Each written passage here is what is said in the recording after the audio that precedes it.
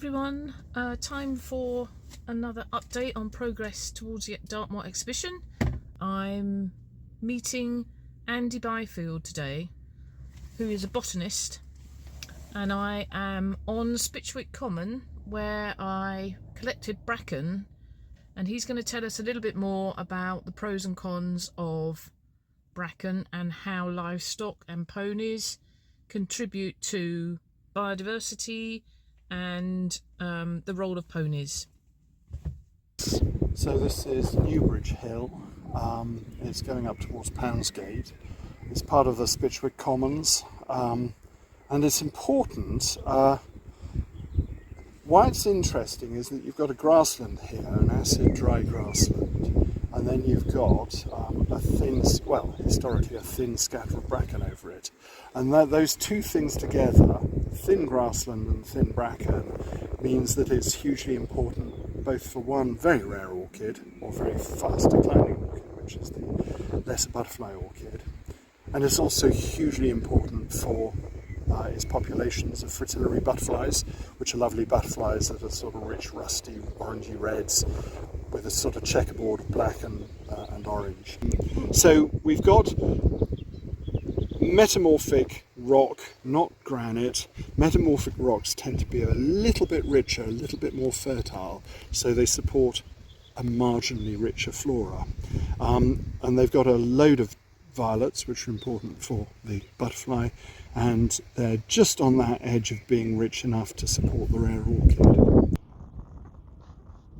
Look at this, guys. I was just finding a place to set up the camera before I record myself collecting bracken, and look what's here in between all this bracken clumping. I think they're Devon violets. As I say, this is of national importance both for orchid and for butterfly. Right. And they're both species that like a thin bracken canopy over a moderately species-rich acid grassland. So that's the sort of basics. The problem we've got is that with declining grazing and declining traditional management, what you're tending to find is that these grasslands become ever more bracken dominated, and then once you get the bracken in, then you tend to find that without management it forms a deep leaf litter. I'm collecting this stuff on top. If you look underneath, so the interesting thing is this is sort of self-fertilising. It's growing and then it's breaking down. Look at that, that's an amazing piece of compost, and fertilising new growth. So it's kind of putting its own nutrients back. And yet, I mean, there's one or two things trying to get ahead of the bracken. They won't last long, but it's pretty dead down there.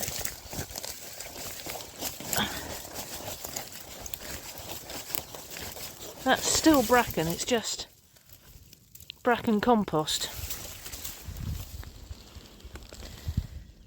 Once you get a deep leaf litter, you get the brambles coming in, and once you get the brambles coming in and the honeysuckle coming in, then the ponies and the cattle are less willing to push through to get to any grazing, and so you just start this cycle which takes you from open grassland basically with a scatter of bracken through scrub like these hawthorns here, all the way through to birch woodland. So that is a butterfly orchid. That is a lesser butterfly. Lesser butterfly orchid. If we just pick a bit. Basically, flat rosette, there's another orchid there, isn't there? Look, it's a desperately unpalatable plant, and I do suggest you just taste a bit. So it's bitter, and it's made its leaves flat. So that means that it's grazing tolerant. It doesn't mind if it doesn't flower or set seed in. Oh yeah, that is bitter, isn't it? Yeah, oh, that is not nice. So it doesn't mind if it doesn't flower or seed. It wants to flower or seed because that allows it to produce new butterfly orchids. But its main aim in life is to survive. Survive. So the prostrate leaves and the bitter foliage together mean that it's actually adapted to heavily grazed sites. Wow. Bracken is, it acts as a bit of a canopy.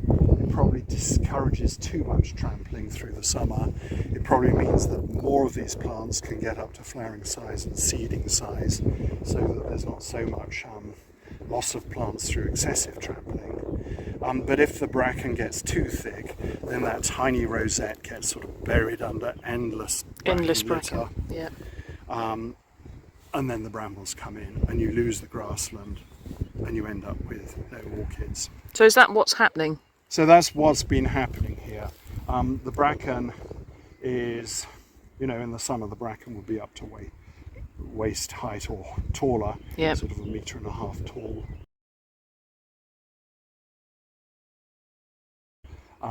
What we're trying to do now is to sort of get the management here a bit more intense, so that we don't completely wipe away the bracken, but we get a lovely balance between bracken and grassland. And animals won't eat it, will they? It's not something the animals will browse. No, they don't really like the bracken. So the bracken needs it needs grazing, but it at the same time probably needs another form of management. So what we've done here in March 2025 was we burnt this area. Right. You can see there's a few rather blackened stumps and a few dead gorse. And what we're trying to do is to get a sort of mosaic habitat here, where we've got a scatter of bushes and trees, but then we've got the bracken underneath. But what we're trying to do by burning is make it more palatable and more accessible for livestock.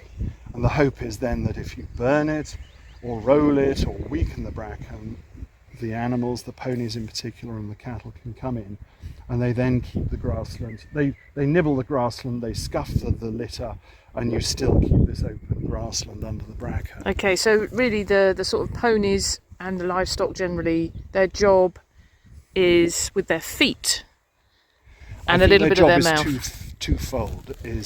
One is their feet for trampling. The other is that, if we're quite low here, I don't know the altitude, but if I had to guess, I'd say we're about 250 meters above sea level. So you might find that this area is quite sheltered in the winter. And I suppose what we're hoping is if we can weaken the bracken, you might get some grazing across this landscape in the winter.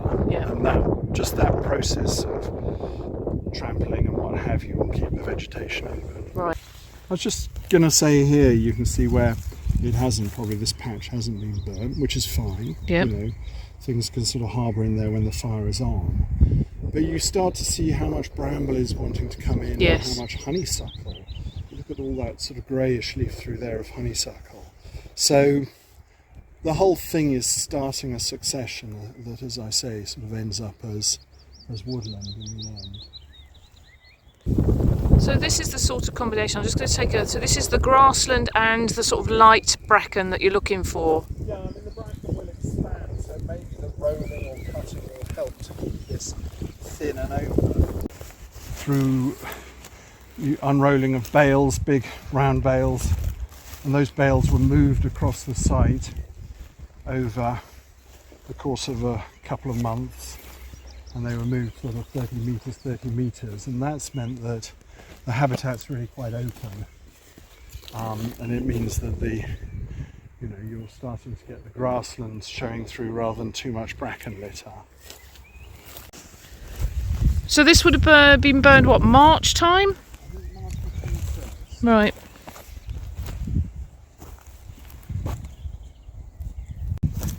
You're seeing sort of the cut ends of bits of grass. So it would appear that stock are coming in and grazing a bit, which is great.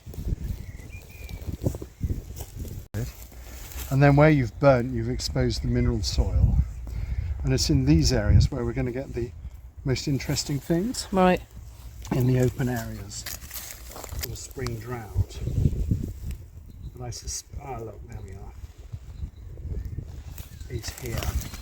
They're very tiny, very dry, they may not survive, but you've got 1, 2, 3, 4 violet seedlings there. Uh-huh. And I suspect those don't look like violets. But that, it's so exciting when you find it. What are we now? May the 15th or something? Something like that. And we burnt on March the 21st, so we're still only 7 weeks or something like that. Away from the burn? Look, there's another one. Oh yeah? So this was burned this year? Yeah, I mean this was burned 7 weeks ago. So just to repeat what we've probably said before, but just so I make sure I've got it on camera, the idea being the burn takes away the bracken litter. Yes. And gets to the soil. Yes. Therefore the seed bank of all these beautiful things that we're seeing whilst we look for orchids, yes, have an opportunity to actually come out. Yeah, so you've got two things happening under this leaf litter. One is that you've just got perennial plants like the tormentil and the orchid just sitting there, and they're just sort of getting ever more smothered by the annual deposition of bracken litter. The other thing is, in this soil you'll have millions of seeds of things like the violets. So when you take the litter away, just as if you took the mulch away in your garden, you'd suddenly get lots of bloody weeds coming up. Yeah. That's what's happening here. But the orchids clearly, you know, these are flowering sized orchids, so they would take 5, 6, 7 years to get to that size normally. So wow. They're here, but what we've done is to sort of lift the blanket of death off them in terms of this bracken litter. And they can now grow, like these ones here. They're going to flower this year, or one of them is.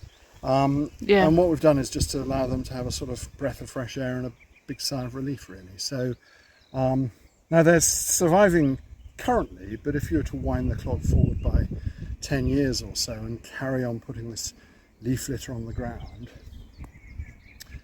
at that point they would finally give up the ghost, and that would be it. Yeah. All this violet here. And I suspect if you look closely, you will see little violet seedlings as well. Probably a violet there. But I suspect if we now have this, there's a mature plant, I'm thinking to myself, there's a violet seedling that's come up. But that's looking a little bit dry. So if we get rain in the next few weeks, I suspect you'll get a mass germination event. Underneath it, you've got your brambles and your honeysuckle. So this is sort of, if you like, stage 3 in the process. And it won't take very long for this then to sort of just become woodland. And then you and lose. Just got to be better at deciding, right tree in the right place. Yeah. But at the same time, recognising that open habitats, are important for plants and animals as well. Yeah. So back at the ranch, back at the pottery. What have I learnt from my time on Spitchwick Common with Andy? I've learned that I would happily listen to Andy's voice, and I think he should work for Radio 4. I have learned that woodland is good, but it's not for everywhere, and that in the word biodiversity, there should be room for other very special habitats, and creating woodland in the wrong place on balance is harmful.